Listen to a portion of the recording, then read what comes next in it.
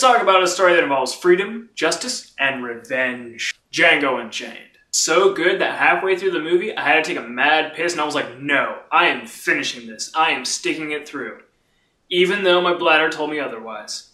Don't worry, I didn't go on the chair. I took a piss in bed. This is probably Quentin Tarantino's best work. It's like Kill Bill, Django Unchained.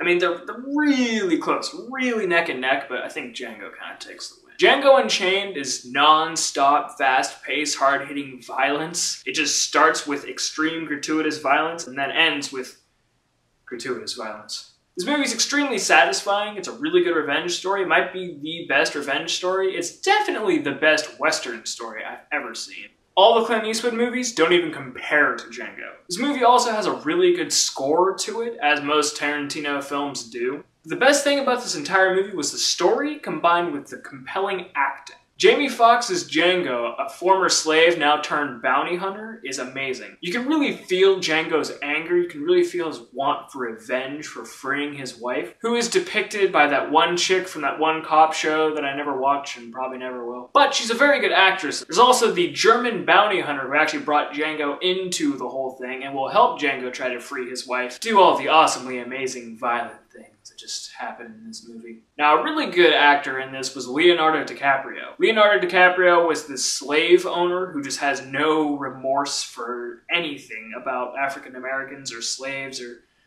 just anyone of a darker skin tone. But I think the best actor in all of this was Samuel L. Jackson, because I love the actor and I have never hated him more than in this movie. He wants to perpetuate the whole slave-owning trade. He's completely okay with it. He treats other African Americans like they are just slaves. But throughout this entire movie, you kind of want Samuel L. Jackson to die.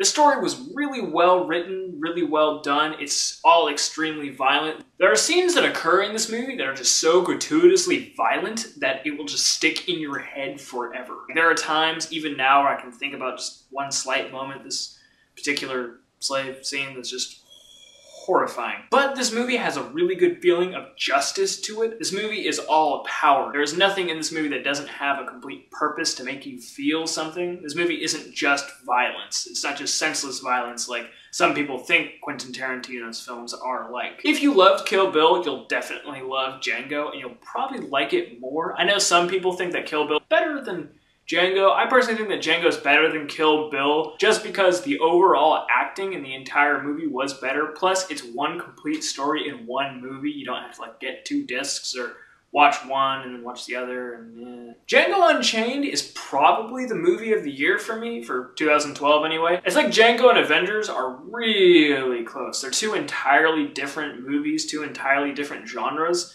Though Avengers was really awesome and brought a lot of comic book things to light that I've really wanted to see ever since I was, could read comic books. Django Unchained was just so much more powerful. Like, they're just images that stick with you, things you think about and you still feel those emotions even days after seeing it. I might even watch Django again in theaters. I probably will just because it's so powerful, it's just so emotional. There's nothing else like Django, really.